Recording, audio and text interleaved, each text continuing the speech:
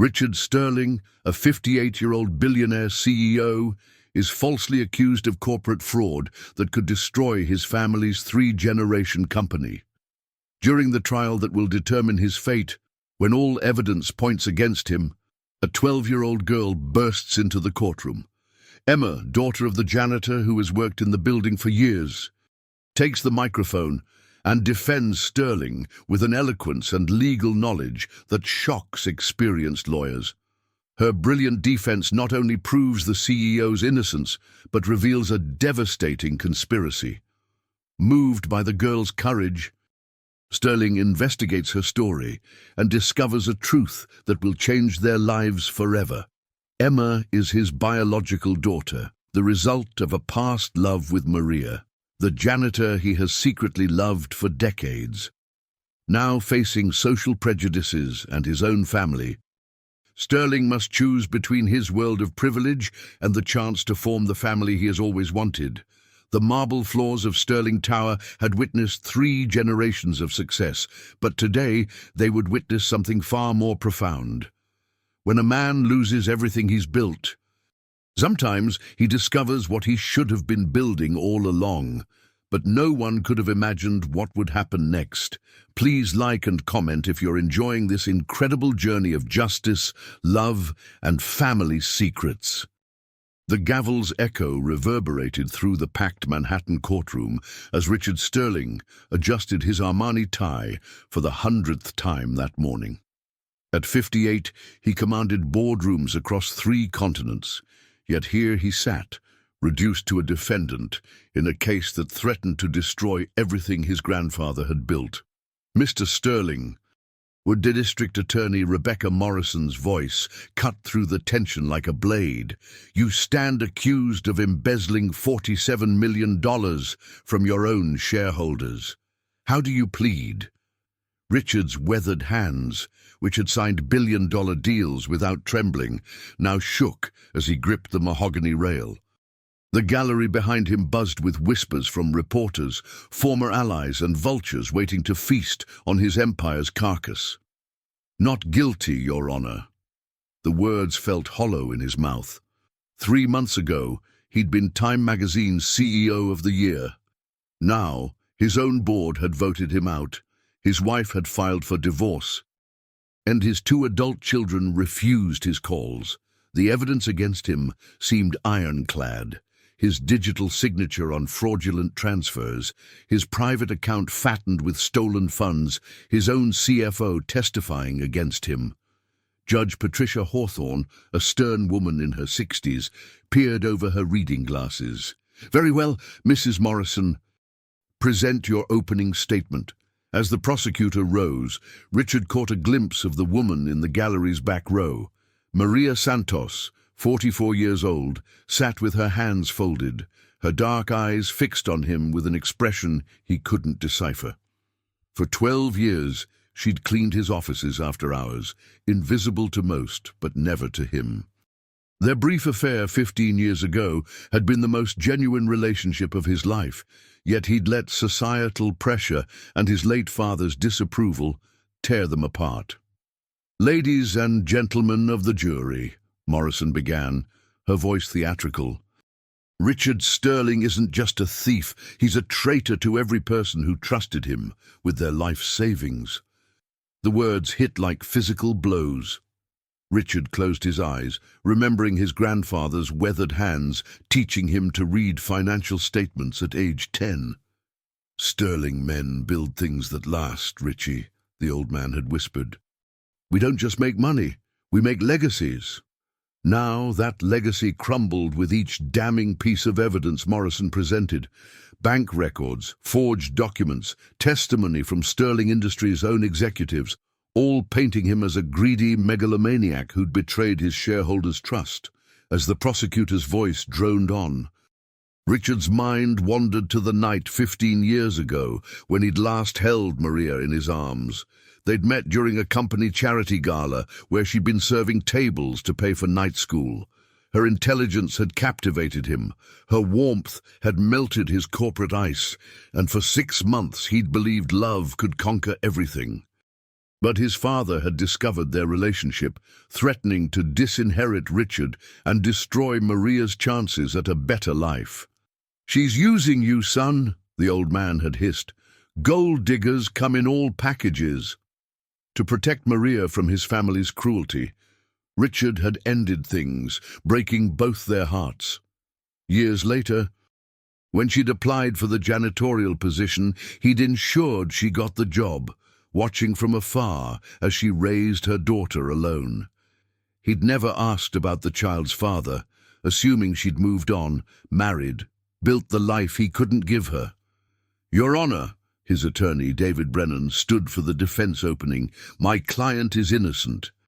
This is an elaborate frame job designed to destroy a man who's donated hundreds of millions to charity." But even Brennan's words lacked conviction. The evidence seemed overwhelming, the case unwinnable. Richard felt the weight of 3 generations pressing down on his shoulders as the first witness took the stand. Dr. Elizabeth Chen, Sterling Industries' former head of accounting, avoided Richard's eyes as she described finding the suspicious transactions. Each word drove another nail into his professional coffin, and Richard wondered if prison would be preferable to watching his family's name dragged through the mud. As court adjourned for the day, Richard glimpsed Maria again, this time with a young girl beside her. The child, maybe 11 or 12, had striking green eyes and an intelligence that seemed to radiate from her small frame. She whispered something to her mother, who shook her head firmly, walking to his empty penthouse that night. Richard Sterling had no idea that tomorrow would bring the most shocking revelation of his life, delivered by the most unlikely savior imaginable. The second day of testimony began with James Crawford, Richard's former CFO and supposed friend of 20 years, taking the witness stand. The man who'd stood as best man at Richard's wedding now sat across the courtroom, ready to deliver what might be the killing blow. "Mr. Crawford," D.A. Morrison approached with predatory confidence, "please tell the court about your relationship with the defendant." James, 51 and graying at the temples, cleared his throat nervously. "Richard Sterling hired me straight out of Harvard Business School. We were close friends and business partners for 2 decades. And during those 20 years, did you ever witness Mr. Sterling engaging in questionable financial practices?" Richard's defense attorney, David Brennan, started to object, but James was already speaking. "Yes, multiple times. Richard often expressed frustration about shareholder oversight and government regulations. He felt entitled to use company funds as his personal piggy bank." The words hit Richard like a physical assault. He'd confided his struggles with corporate bureaucracy to James during countless late-night strategy sessions, never imagining those conversations would be twisted into evidence of criminal intent. Did Mr. Sterling ever specifically discuss the transfers in question? He did. James's voice gained strength as he warmed to his testimony. "Last February, Richard told me he was tired of begging the board for permission to spend his own company's money. He said he'd found a way to streamline the process." Richard scribbled frantically on a legal pad. "Lies. He's describing the efficiency initiative we discussed for legitimate expenditures." But Brennan's expression suggested even he was beginning to doubt his client's innocence. The cross-examination was brutal. James had anticipated every question, his answers polished and devastating. He produced emails that seemed to support his claims, phone records showing late-night calls between him and Richard during the relevant time periods, and most damaging of all, a recording. "Your Honor," Morrison announced triumphantly, "I'd like to play Exhibit 47B, a recording made by Mr. Crawford during a dinner meeting with the defendant on March 15th. Richard's voice filled the courtroom. "Sometimes I wonder if we're working for the shareholders, or if they're just along for the ride. Maybe it's time we started thinking about what's best for the company without waiting for committee approval." Out of context, the words sounded damning. Richard remembered that conversation. They'd been discussing a hostile takeover attempt, and he'd been frustrated by the board's slow response time. But the jury heard only what sounded like a confession of contempt for shareholder rights.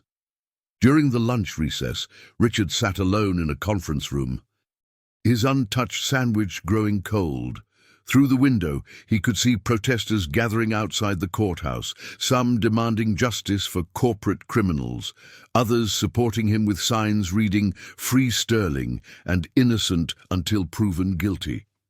David Brennan entered with a grim expression. "Richard, I have to ask you directly, is there any possibility you could have authorized these transfers while intoxicated, depressed, or in some altered state? Any chance you blocked out the memory?" The question felt like betrayal from his own counsel. "David, I've never stolen a penny in my life. Someone is setting me up. And James Crawford is either complicit or being manipulated. Then we need to prove it, because right now we're losing badly." That afternoon brought more devastating testimony. The bank manager who'd processed the transfers identified Richard's voice from a phone recording authorizing the movements. The computer forensics expert confirmed the transfers had been initiated from Richard's personal terminal using his security codes. As the day ended, Richard noticed Maria Santos again, this time with her daughter. The girl's eyes never left the courtroom proceedings, and Richard was struck by her intense focus. She seemed to be taking notes in a small notebook, her young face serious beyond her years. That evening, Richard called his estranged children. Margaret, his 26-year-old daughter, answered with ice in her voice. "What do you want, Dad? Haven't you embarrassed the family enough? Maggie, please, I need you to believe me. I'm innocent." "The evidence says otherwise. Mom's already filed for divorce, and honestly, I don't blame her. 28 years of marriage, and this is how you repay her." The line went dead. Richard's son, Robert Jr., didn't answer at all. Alone in his penthouse, surrounded by awards and photos of happier times, Richard Sterling poured himself 3 fingers of scotch and stared out at the city lights. Somewhere out there, the real criminals were watching his destruction with satisfaction. But who could orchestrate such an elaborate frame job? And why? The answer would come from the most unexpected source, delivered by someone who had been watching, learning, and preparing for exactly this moment. But first, Richard would have to endure the darkest hours of his life, when all hope seemed lost, and even his own family had abandoned him. As he raised the glass to his lips, Richard didn't notice the small figure standing in the building across the street, a young girl with green eyes and a determination that would soon change everything. Day 3 brought the prosecution's star witness, Sandra Mitchell, Sterling Industries' head of cybersecurity. A brilliant woman in her early 40s. Sandra had been responsible for the digital infrastructure that allegedly allowed Richard to steal $47 million. "Ms. Mitchell," D.A. Morrison began, "please explain to the jury how the fraudulent transfers were executed." Sandra's testimony was methodical and damning. She described how someone with administrative access had created ghost accounts, manipulated timestamp logs, and covered their digital tracks with sophisticated techniques. Her presentation included charts, screenshots, and technical evidence that made Richard's guilt seem inevitable. Could these transfers have been executed without Mr. Sterling's direct involvement? Absolutely not. The security protocols require his biometric authentication, his personal access codes, and his digital signature. It would be impossible for anyone else to authorize movements of this magnitude. Richard watched the jury's faces grow more skeptical with each technical detail. These 12 ordinary citizens, a teacher, a mechanic, a nurse, a retired postal worker, were being overwhelmed by complex financial crimes they barely understood. All they heard was impossible to fake and required Sterling's direct authorization. During cross-examination, Brennan attempted to poke holes in the cybersecurity evidence. Ms. Mitchell, isn't it true that you recommended upgrading the security system 6 months before these alleged crimes? Yes, but Mr. Sterling rejected the proposal, claiming it was unnecessary expense. Another nail in the coffin. The jury saw a penny-pinching CEO who'd refused security upgrades to facilitate his own theft.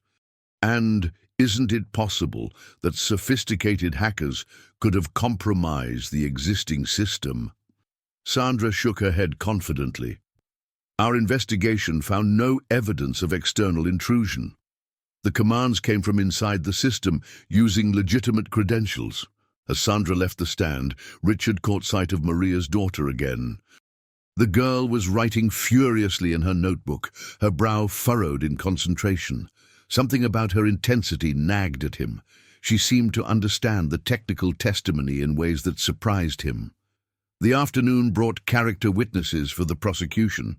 Former employees described Richard as demanding and ruthless. Business competitors painted him as someone who'd stop at nothing to win. Even his own brother-in-law, Patricia's husband, testified about Richard's growing paranoia and obsession with control. He'd call me at midnight, Dr. Marcus Webb testified, ranting about board members plotting against him, shareholders questioning his decisions. Richard had become convinced everyone was his enemy. The portrait emerging was of a man losing his grip on reality, possibly justifying theft as some twisted form of corporate self-defense. Richard recognized his words being twisted. He had been frustrated with micromanagement and bureaucratic obstacles, but that didn't make him a criminal. That evening, unable to sleep, Richard walked through his empty offices on the 42nd floor of Sterling Tower. Security guards nodded respectfully, but he caught their whispered conversations ceasing as he passed. Even his loyal employees wondered if their boss was a thief. In his private office, Richard stood before the portrait of his grandfather, Jonathan Sterling, who'd founded the company in 1952 with nothing but a small loan and boundless determination. The old man's eyes seemed to judge him from beyond the grave. "I didn't do it, Grandpa," Richard whispered to the painting. "Someone's destroying everything you built." "And I can't stop them." He was interrupted by a soft knock. Maria Santos stood in the doorway, her cleaning cart beside her, but she wasn't here to work. "Mr. Sterling," she said quietly, "I need to speak with you." For the first time in months, Richard felt a flicker of hope. "Maria, please, come in." She entered hesitantly, as if crossing an invisible barrier. "I've been watching the trial, following the news." "And you think I'm guilty too?" Maria's dark eyes met his directly. "No, I know you're innocent." The simple declaration nearly brought him to his knees. "How can you be so sure when everyone else—" "Because I know you." Her voice was soft but certain. "The man I loved 15 years ago wasn't capable of theft. The man who secretly paid for night school when I was struggling, who made sure I got this job when I needed it most, who never once used his power to make me feel small, that man doesn't steal." Richard stared at her. "You knew about the school payments?" Maria smiled sadly. "I've always known, just like I know you've been protecting me all these years, even after we ended things." They stood in silence, the weight of 15 years of unspoken words hanging between them. Richard wanted to tell her everything, how he'd never stopped loving her, how ending their relationship was the biggest mistake of his life, how he'd watched her from afar and admired her strength. "Maria, there's something I need to ask you. Your daughter, Emma." Maria's voice caught slightly. "Her name is Emma, and she's brilliant, Richard, beyond what any 12-year-old should be. She's been following your case, studying law books from the library, and she says—" A noise in the corridor cut her short. Maria quickly stepped back, professional distance returning. "I should go, but Richard, fight! Don't let them win!" As she disappeared into the hallway, Richard realized that tomorrow would bring the prosecution's closing arguments. After that, his fate would rest in the hands of 12 strangers who seemed increasingly convinced of his guilt. But Maria's words echoed in his mind. Fight. Don't let them win. For the first time since this nightmare began, Richard Sterling felt something he'd almost forgotten: hope. And somehow he sensed that hope was connected to a brilliant 12-year-old girl with green eyes who saw patterns others missed. The prosecution's closing argument was a masterpiece of legal theatre. DA Rebecca Morrison stood before the jury with the confidence of someone holding all the winning cards, her voice resonating with moral authority as she painted Richard Sterling as the embodiment of corporate greed. Ladies and gentlemen, the evidence is overwhelming. Richard Sterling didn't just steal $47 million. He stole the trust of thousands of ordinary Americans who invested their life savings in his company. Morrison's gestures were precise, her tone building toward righteous indignation. He looked them in the eye at shareholder meetings, promising growth and security, while secretly plundering their money for his personal use. Richard sat motionless as Morrison methodically reviewed the evidence. The bank records showing transfers to accounts in his name, the cybersecurity testimony proving only he could have authorized the transactions, his CFO's devastating recordings, and the character witnesses who painted him as paranoid and desperate. Mr. Sterling's own best friend and business partner told you about his growing obsession with control, his contempt for shareholder oversight, his expressed desire to bypass board approval. This isn't speculation, these are his own words. Recorded by someone who trusted him for 20 years. The jury hung on every word. Morrison had crafted a narrative so compelling, so seemingly airtight, that even Richard began to doubt his own memories. Had he somehow authorized these transfers in a moment of madness? Was his mind protecting him from the memory of his own crimes? The defense will ask you to believe in an elaborate conspiracy, a frame job so sophisticated it required forging his biometric data, hacking unhackable systems, and convincing his closest friends to lie under oath. But ask yourselves, what's more likely? A vast criminal conspiracy or a wealthy man who thought he was above the law? Morrison's closing was devastating in its simplicity. No reasonable person could believe that such overwhelming evidence was fabricated. The defense had offered theories, but no proof, suggestions, but no concrete alternatives. When you deliberate, remember the retirees who lost their pensions because of Richard Sterling's greed. Remember the families who trusted him with their children's college funds. Remember that justice isn't just about punishment. It's about protecting honest people from predators who abuse their trust. As Morrison returned to her seat, Richard felt the crushing weight of certain defeat. The jury's faces showed conviction. They'd already made up their minds. His defense would be mere formality before the inevitable guilty verdict. David Brennan's closing argument was competent but desperate. He attacked the prosecution's timeline, questioned the suspicious testimony of former employees who might have their own motives, and reminded the jury that the burden of proof lay with the state. But his words felt hollow against Morrison's concrete evidence. My client is a man who's donated over $200 million to charity during his career. Does this sound like someone motivated purely by greed? Richard Sterling built a company that employs 12,000 people, created wealth for countless shareholders, and contributed billions to the American economy. Why would he risk everything for $47 million he didn't need? The argument made logical sense, but lacked emotional impact. Brennan couldn't compete with Morrison's narrative of betrayal and justice. As he concluded his remarks, even Richard could see the lawyer's defeat in his slumped shoulders. Judge Hawthorne addressed the jury with standard instructions about reasonable doubt, burden of proof, and their duty to consider only the evidence presented. But Richard barely heard the words. His mind was already jumping ahead to sentencing, to prison, to the final destruction of everything his family had built. "You may now begin your deliberations," Judge Hawthorne announced. "Court is adjourned until you reach a verdict." As the jury filed out, Richard noticed they wouldn't meet his eyes. In criminal trials, that was always a bad sign. Guilty defendants got cold stares, innocent ones got sympathetic glances. Richard received neither, just studied avoidance, as if he were already a convicted felon. The gallery emptied slowly, reporters rushing to file their stories about the prosecution's crushing victory.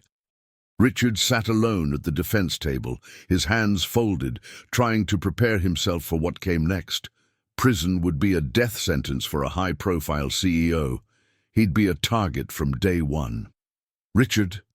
Maria's voice was soft behind him. He turned to find her standing with her daughter Emma, the girl whose intense focus during the trial had caught his attention. Up close, he was struck by her unusual maturity and those piercing green eyes that seemed to see everything. "Mom," Emma said quietly, "can I talk to Mr. Sterling?" Maria hesitated, then nodded. "5 minutes, Mija, then we have to go." Emma approached the defense table with surprising confidence for a 12-year-old. "Mr. Sterling, I've been watching your trial every day." "Have you? And what did you think?" Emma glanced around to make sure they wouldn't be overheard. "I think someone's lying, and I know who." Richard felt his pulse quicken. "What do you mean?" "The cybersecurity lady, Ms. Mitchell. She said it was impossible for anyone else to use your credentials, but that's not true. I've been researching digital forensics, and there are at least 3 ways to clone biometric authentication without the person knowing." Richard stared at this remarkable child. "Emma, where did you learn about digital forensics?" "Library books, online courses, YouTube tutorials. Mum works 2 jobs, so I spend a lot of time learning on my own." Emma's voice was matter-of-fact, as if 12-year-olds discussing cybersecurity was perfectly normal. "Even if you're right about the technology, how would you prove it?" Emma's eyes lit up with an intelligence that was almost frightening in someone so young. "That's the thing, Mr. Sterling, I think I already have." Before Richard could respond, the bailiff announced the jury was returning. After less than 3 hours of deliberation, record time for such a complex case, they'd reached their verdict. As Richard stood to face his fate, Emma pressed a small folded paper into his hand. "Just in case," she whispered. The jury foreman, a stern-faced retired teacher named William Cooper, stood with the verdict in his hands. Judge Hawthorne called for order as the packed courtroom held its collective breath. "Has the jury reached a verdict?" "We have, Your Honor." Richard closed his eyes, preparing for the words that would end his life as he knew it. But as Emma returned to her mother's side, something in her confident expression gave him hope. This extraordinary girl had seen something everyone else missed. The question was, would anyone listen to a 12-year-old? "Will the defendant please rise?" Richard Sterling stood on trembling legs, his expensive suit feeling like a burial shroud. The packed courtroom fell silent, except for the whisper of cameras and the scratch of reporters' pens. Even the protesters outside seemed to sense the gravity of this moment. Jury foreman William Cooper held the verdict with steady hands, but Richard caught the slight tremor in his voice. "On the charge of embezzlement in the 1st degree, we find the defendant." A commotion at the back of the courtroom interrupted the fateful words.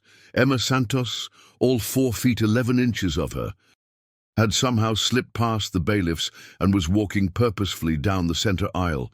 Her mother's frantic whispers of, "Emma, no," were drowned out by the gallery's shocked murmurs. "Your Honor," Emma's clear, young voice carried surprisingly well in the acoustic chamber, "I need to present evidence that proves Mr. Sterling's innocence." Judge Hawthorne banged her gavel. "Young lady, this is highly irregular. Bailiff, please escort—" "Wait!" Emma's command had an authority that seemed impossible from someone barely 12 years old. Under Federal Rule of Criminal Procedure 33, new evidence can be presented if it would likely result in acquittal and could not have been discovered earlier through due diligence. The courtroom erupted. Half the gallery was laughing at the audacity of a child quoting federal law. The other half was stunned silent, Judge Hawthorne's eyebrows raised nearly to her hairline. "Young lady, are you an attorney?" "No, Your Honor. I'm Emma Santos, and I've been studying this case independently. What I've discovered will change everything." D.A. Morrison shot to her feet. "Your Honor, this is absurd. A child cannot interrupt federal proceedings." "Actually," Judge Hawthorne said slowly, her legal mind clearly intrigued, despite the irregularity, "if she has legitimate new evidence, the court has discretion to hear it. Miss Santos, what exactly do you claim to have discovered?" Emma walked to the center of the courtroom with poise that would have impressed seasoned trial lawyers. From her small backpack, she withdrew a tablet and several printed documents. "Your Honor, the prosecution's entire case rests on the impossibility of someone else using Mr. Sterling's credentials. But that's not true. I've identified 3 separate methods that could have been used to clone his biometric authentication." She connected her tablet to the courtroom's display system, with the confidence of someone who'd obviously planned this moment carefully. Technical diagrams filled the large screen. Method 1. Thermal imaging can capture fingerprint residue from surfaces up to 10 minutes after contact. Mr. Sterling's office fingerprint scanner would retain these impressions throughout the workday. The gallery buzzed with whispers. Sandra Mitchell, the cybersecurity expert, looked increasingly uncomfortable. Method 2. Voice synthesis technology can now replicate anyone's speech patterns from as little as 30 seconds of recorded audio. Mr. Sterling's voice appears in dozens of company videos, board meeting recordings, and conference calls. Richard stared at this remarkable child, scarcely believing what he was hearing. Emma's presentation was more thorough than anything his expensive legal team had produced. Method 3. And most importantly, the company's facial recognition system had a vulnerability that was never patched. Someone with administrative access could create a digital mask using Mr. Sterling's photos and bypass the biometric security. "Your Honor," Morrison objected desperately, "this is speculation from a child with no credentials." "Actually," Emma continued calmly, "I have proof that this vulnerability was exploited. Ms. Mitchell, would you please explain why you recommended the security upgrade 6 months before the thefts?" Sandra Mitchell had gone pale. There were general concerns about system integrity." Emma's voice remained respectful but relentless. "Specifically, you discovered the facial recognition vulnerability during a routine audit. Your recommendation memo, which I have here, explicitly warned that administrative users could potentially compromise biometric authentication through exploitation of the facial mapping algorithm." She held up a document that made Sandra's face go white. "This memo is dated 8 months before the alleged crimes, and it specifically identifies the exact security flaw that would have been necessary to frame Mr. Sterling." The courtroom was dead silent. Judge Hawthorne leaned forward. "Miss Santos, how did you obtain confidential corporate documents?" "They weren't confidential, Your Honor. Sterling Industries is a publicly traded company. Under SEC regulations, security audit reports must be filed as risk assessments. I found this in the public database." Richard's heart was pounding. This brilliant child had uncovered evidence that his team of expensive lawyers had missed entirely. "But that's not all," Emma continued. "Ms. Mitchell, You said the investigation found no evidence of external intrusion, but you didn't mention that the commands originated from an administrative terminal in the IT department, your department. Sandra Mitchell stood abruptly. Your Honor, I object to this interrogation by a minor. You object? Judge Hawthorne's voice was sharp. Ms. Mitchell, you're not an attorney. Sit down.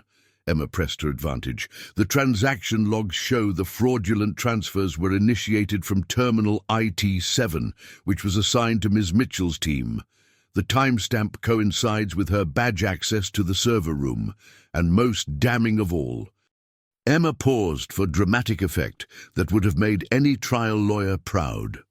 The ghost accounts used to steal the money were created using an administrative override that only 3 people in the company possessed. Mr. Sterling was one, the CFO Mr. Crawford was another, and the third was Sandra Mitchell. The courtroom exploded into chaos. Reporters were shouting questions. The gallery was buzzing with excitement, and D.A. Morrison looked like she'd been hit by a truck. But Emma wasn't finished. With the timing of a seasoned prosecutor, she delivered her final blow. Your Honor, I believe Ms. Mitchell and Mr. Crawford conspired to frame Mr. Sterling. The evidence is all here, hidden in plain sight, waiting for someone to look at it without preconceptions. As security moved to restrain Sandra Mitchell, who was now visibly panicking, Richard Sterling realized that his salvation had come from the most unlikely source imaginable, a 12-year-old girl whose brilliance had shone through the darkness of his greatest crisis. But as he looked at Emma's triumphant face, another realization began to dawn, one that would soon change his life in ways he never could have imagined. The courtroom descended into controlled chaos as Judge Hawthorne struggled to maintain order. Sandra Mitchell sat frozen at the prosecution table, her face drained of color, while D.A. Morrison frantically whispered with her assistants.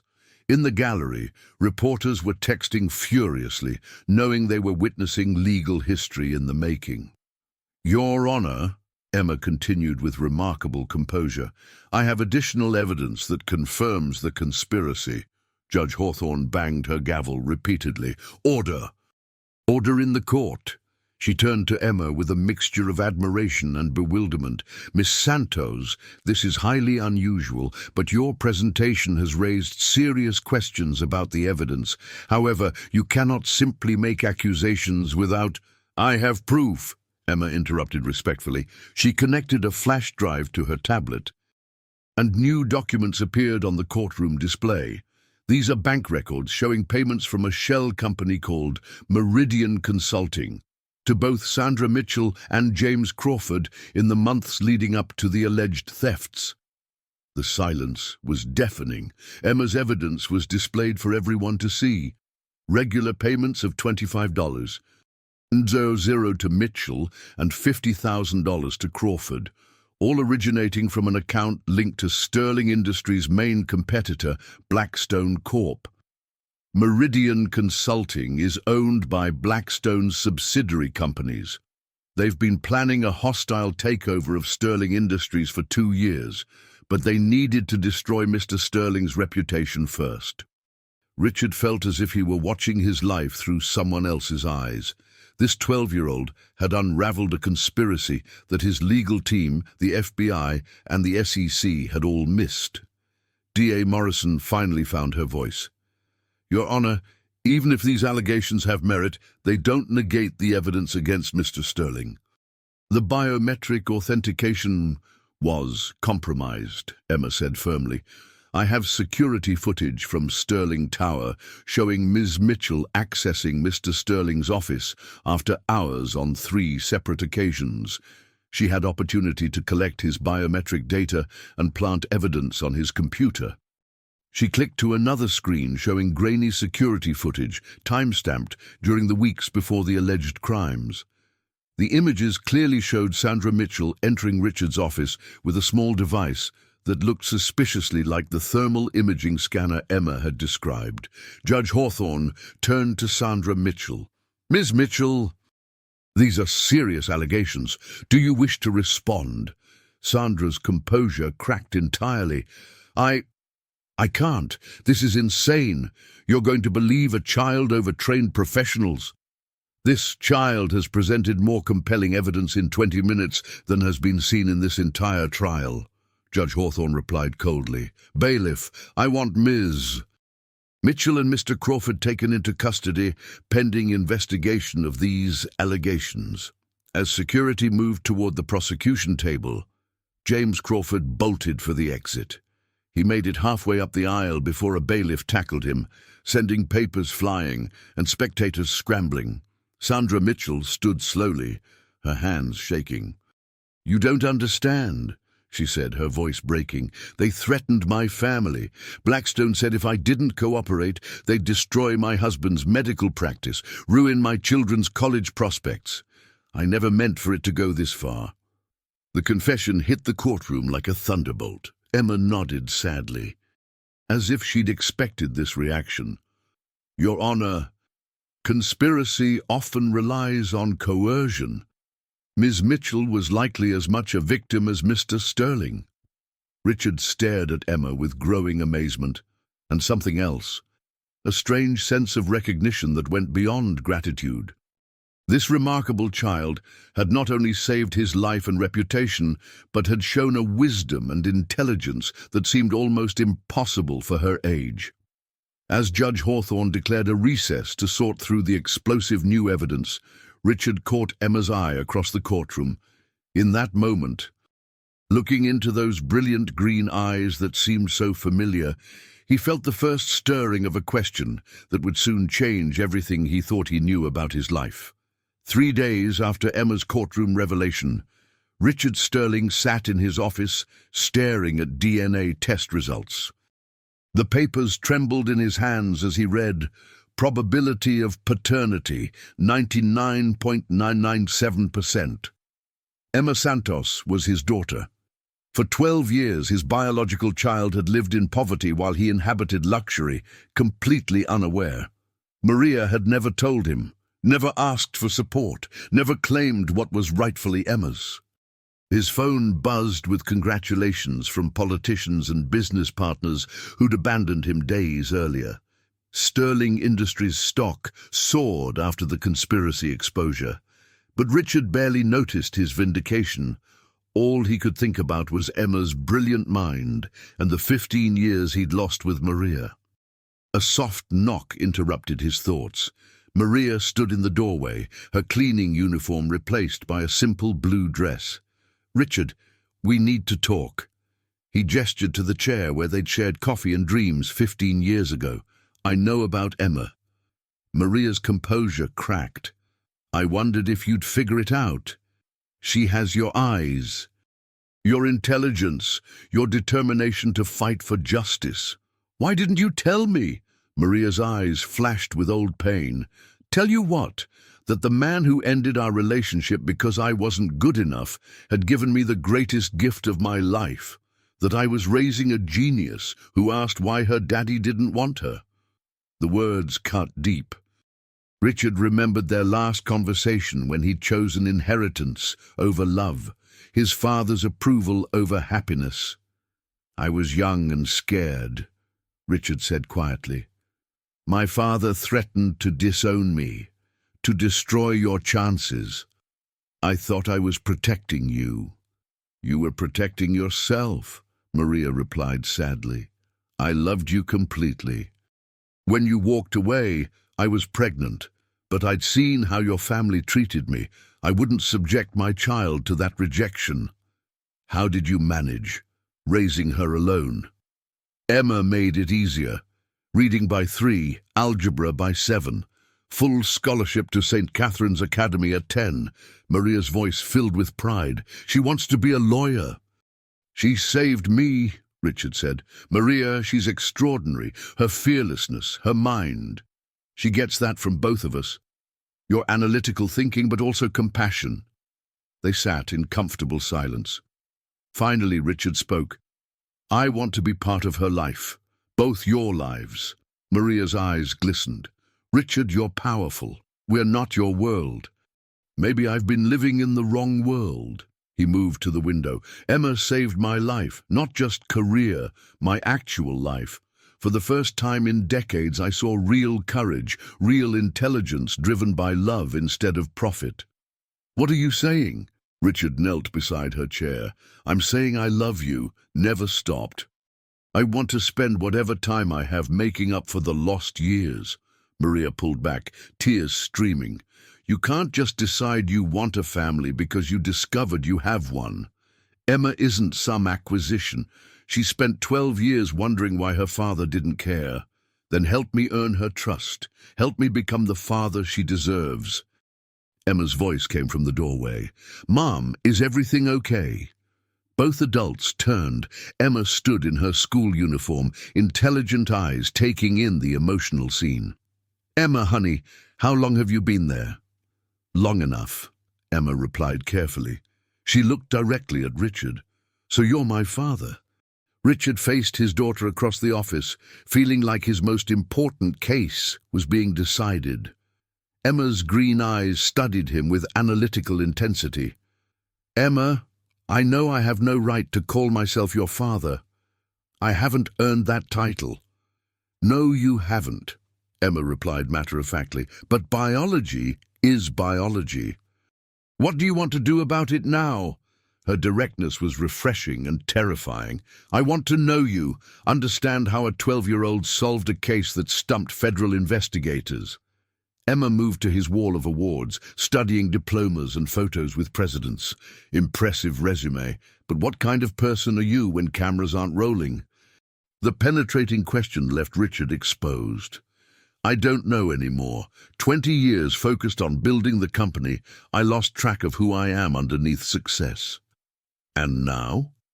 Now I think success without family is just expensive loneliness. Emma nodded thoughtfully. Mom never said anything bad about you.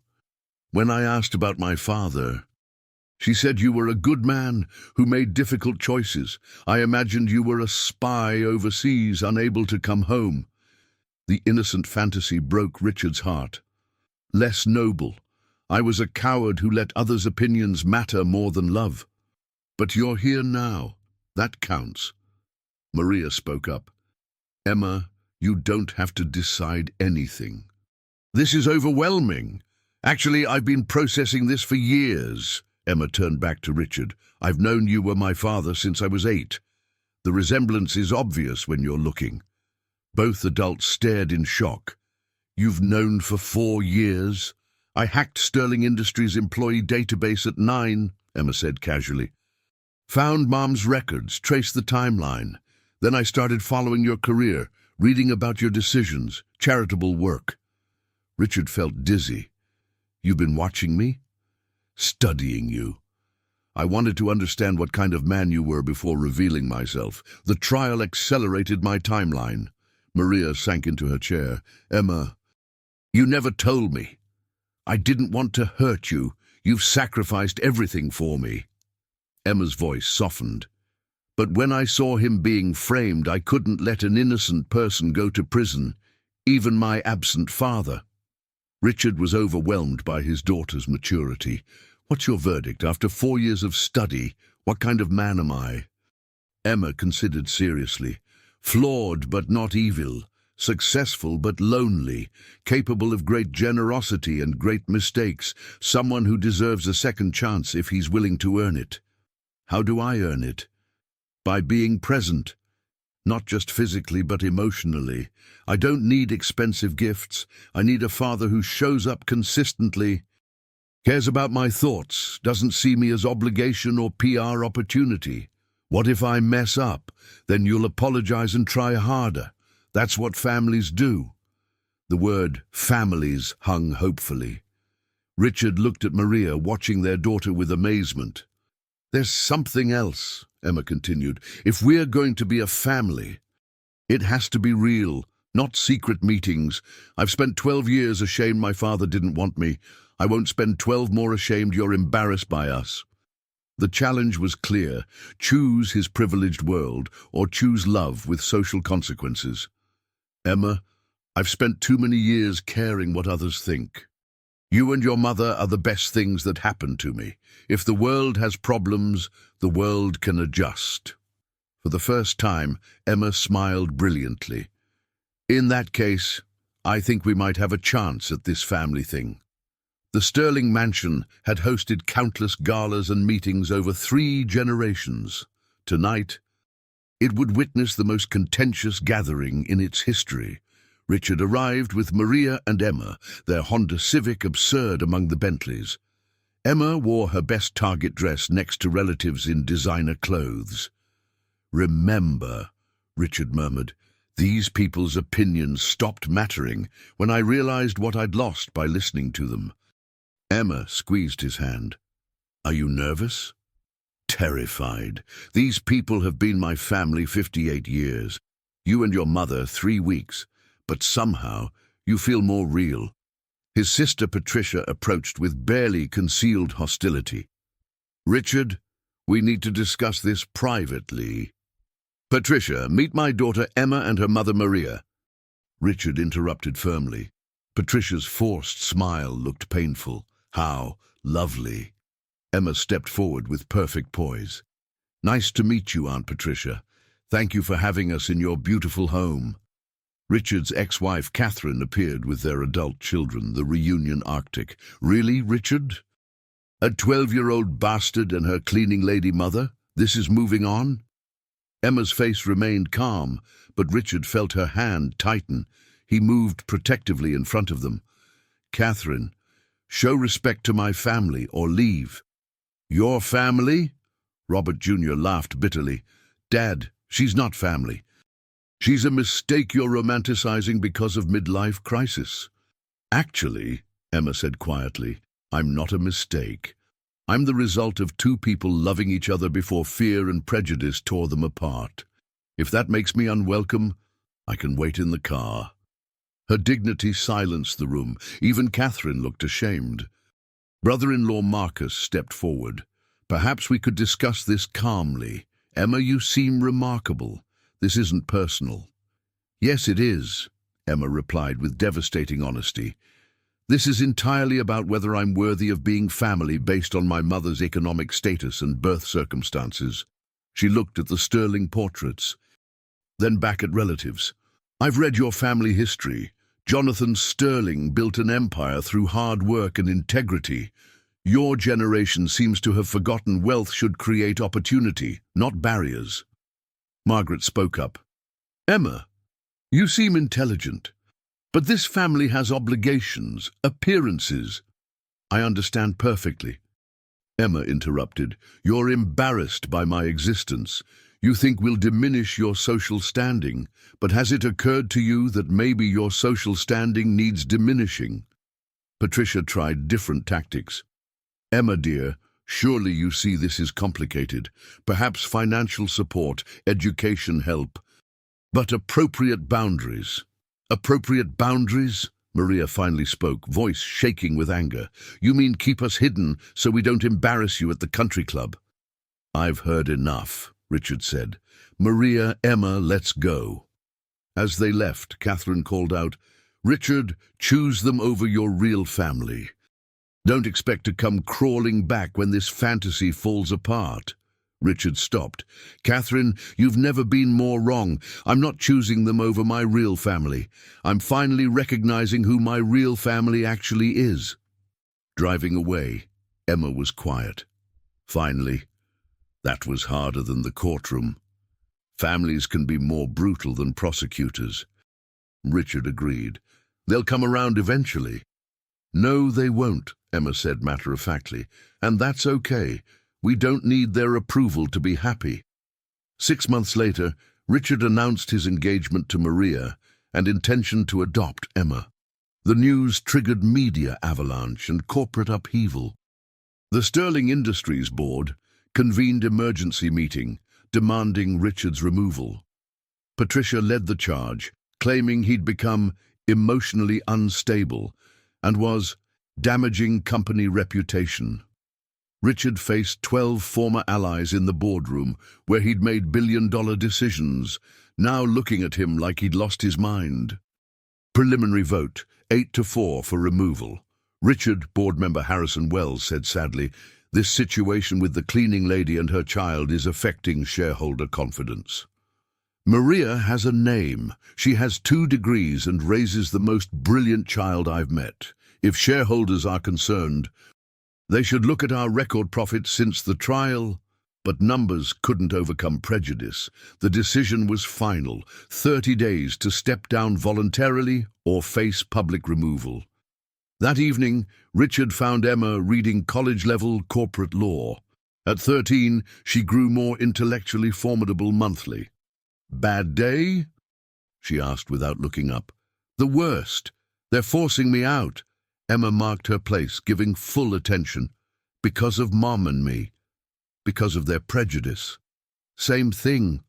What will you do?" Richard had wrestled with this all day. Sterling Industries was his life's work, his grandfather's legacy, 3 generations of family pride. But also the cage keeping him from happiness. "I'm thinking about walking away, starting something new, reflecting our values instead of their limitations." Emma's eyes lit up. "What kind of something?" "A foundation. Using business principles to solve social problems, education, poverty, justice reform, issues beyond profit margins." "Brilliant," Emma said enthusiastically. "You could create sustainable change through targeted philanthropy instead of traditional corporate structures." Richard marveled at his daughter's mind. "Where do you learn to think like this?" "Books, observation, and having a mother who taught me intelligence without compassion is sophisticated selfishness." Emma grinned. "Plus, I've watched you 6 months. You're happier solving problems that help people." Maria entered with tea and concern. "Reporters outside asking about the board meeting." Media attention was relentless since engagement announcement. Tabloids painted Maria as gold digger, Emma as illegitimate secret, Richard as having billionaire's midlife crisis. "How are you holding up?" Richard asked, pulling Maria close. "I hate that Emma sees herself described as your shameful secret, and people think I'm manipulative." Emma looked up. "Mom, who cares what people think? We know the truth. Dad knows the truth." "When did you start calling him Dad?" Maria asked, surprised. Emma blushed. "It just happened. Is that okay?" Richard's throat tightened with emotion. "More than okay?" Patricia arrived with corporate lawyers, offering one final chance to come to your senses. "The board will reconsider if you end this arrangement and return to appropriate Sterling behavior." "You mean abandoning the woman I love and daughter I'm proud of for your social comfort?" Emma stepped forward. "Excuse me, but I think you're confused about what legacy actually means." "Emma, this is adult conversation about my family's future, which makes it mine too." Emma looked at the lawyers. "Legacy isn't preserving what previous generations built. It's building something worthy of preservation for future generations." Emma's wisdom about legacy crystallized Richard's decision. "Patricia, you can have Sterling Industries. I resign." The room fell silent. Even lawyers looked shocked. "Richard, you can't. The company needs you." "The shareholders need leadership reflecting their values, not mine. My values no longer align with Sterling family business model." 2 weeks later, Richard held a press conference announcing the Sterling Foundation for Social Justice, focused on educational equity, criminal justice reform, and economic opportunity. "I've spent 20 years managing inherited wealth," Richard told packed reporters. "Now I want to spend remaining time creating opportunities for families like mine." Questions came fast. "Are you abandoning capitalism?" "I'm evolving it. Capitalism without social responsibility is sophisticated greed. How will you fund this?" "Personal fortune and contributions from others who believe business should serve humanity." Emma stepped to the microphone. "We're not abandoning Sterling legacy, we're expanding it. My great-great-grandfather built a company. We're building a movement.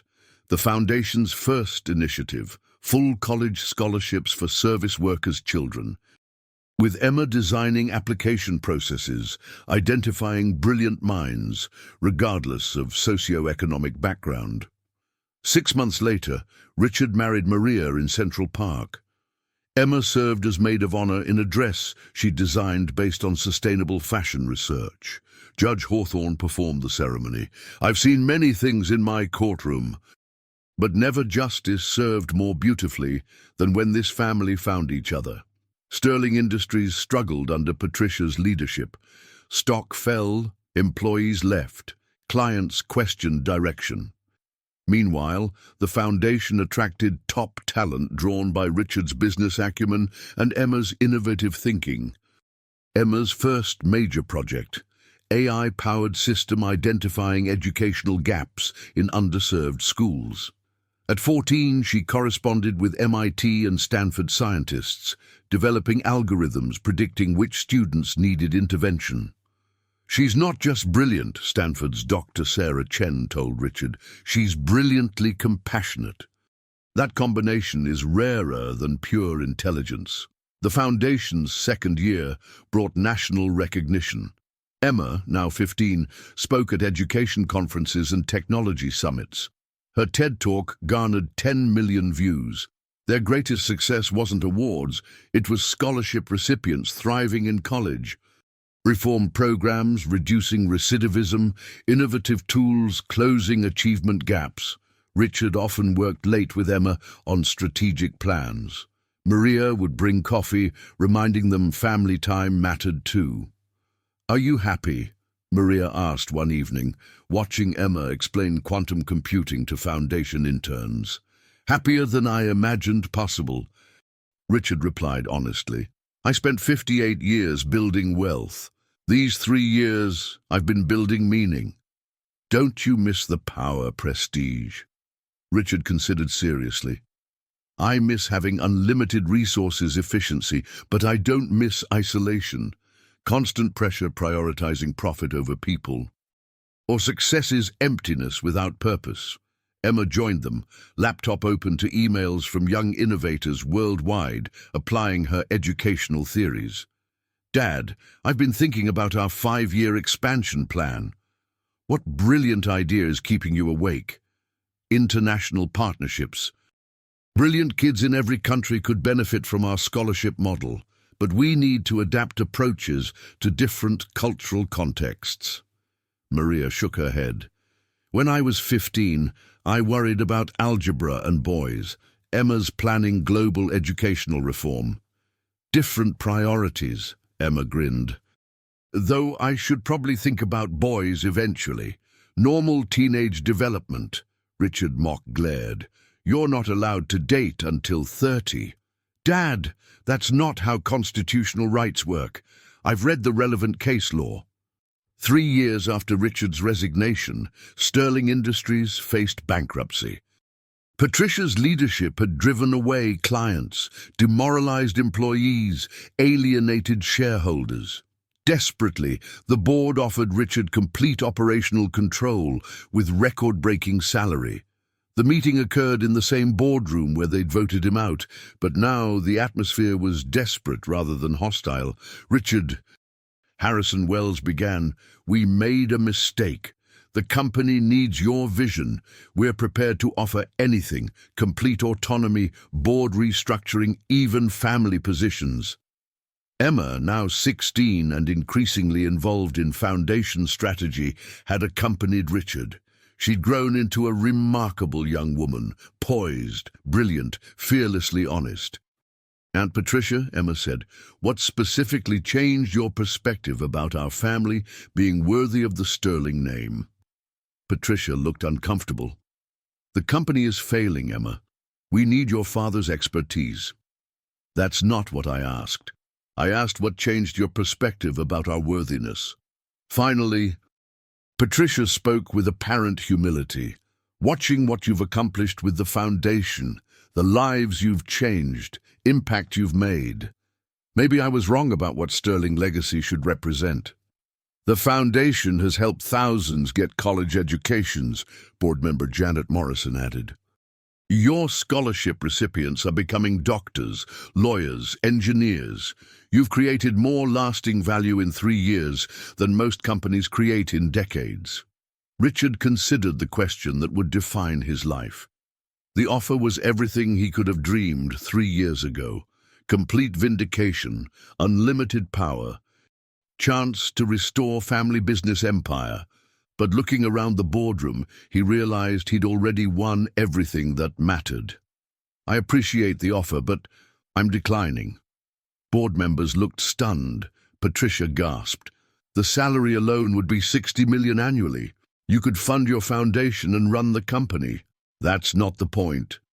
3 years ago, you voted me out because you were embarrassed by my family. Now you want me back because you need my skills. You haven't changed. You've become desperate. Emma smiled proudly. Sterling Foundation is my legacy now. We're changing lives, creating opportunities, building a better world. Sterling Industries makes products and profits. The foundation makes futures. But the family business will survive or fail on its own merits. That's how capitalism works. If the company can't adapt to modern values, maybe it deserves to fail. He stood, signaling the meeting's end. Emma, ready? We have scholarship reviews. As they left, Patricia made final appeal. Richard, please. Sterling Industries employs 12,000 people. Their jobs, families. Richard paused. 3 years ago, I offered to help transition leadership gradually. You chose to humiliate me instead. Now you want me to save what you destroyed. He looked at Emma, who nodded encouragingly. Here's what I'll do. The Sterling Foundation will establish a worker retraining program for any Sterling Industries employee who loses their job. We'll help them transition to new careers, provide education funding, support their families during the change. But the company itself isn't my responsibility anymore. Patricia, you wanted control. This is what control looks like. Walking out, Emma took his arm. I'm proud of you, Dad. That was the right choice. How can you be sure? Because 3 years ago, you chose love over money. Today, you chose purpose over power. Those are the choices that define character. As they drove to the foundation offices, Richard realized that the greatest Sterling legacy wasn't a company or fortune. It was the brilliant, compassionate young woman beside him who would carry their values into the future. Emma, he said, what do you want to be when you grow up? She grinned. Someone who builds bridges instead of walls. Someone who creates opportunities instead of obstacles. Someone worthy of the family that chose love. Richard Sterling had found his real treasure at last.